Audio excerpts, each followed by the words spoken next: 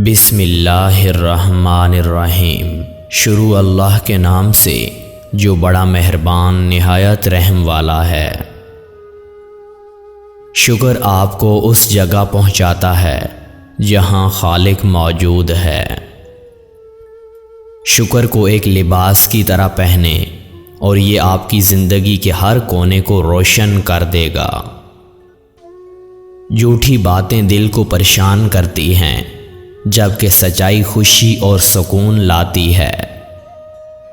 सांस लेने का एक तरीका है जो शर्म और मजबूरी है, फिर एक और रास्ता है मोहब्बत का एक सांस जो आपको लामहदूद तक ले जाता है।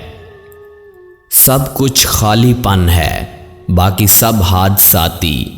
गम से आपके प्यार करने वालों में अमन आ जाता है, बाकी सब कुछ बीमारी। धोखाधड़ी की इस दुनिया में खालीपन वो है जो आपकी रूह चाहती है।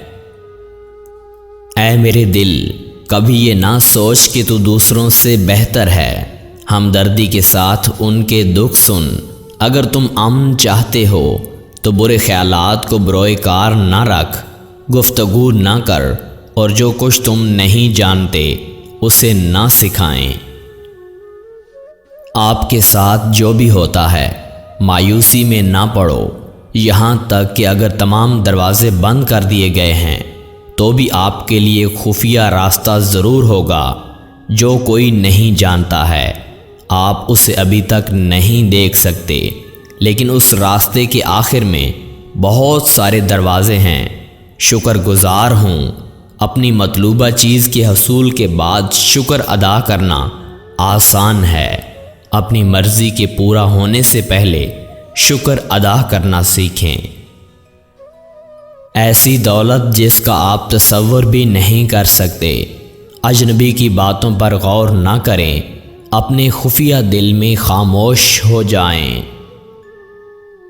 ये खामोशी उस लम्हे, हर लम्हे, अगर ये वाक़यन आपके अंदर है तो आपको जो ज़रूरत है वो लाता है।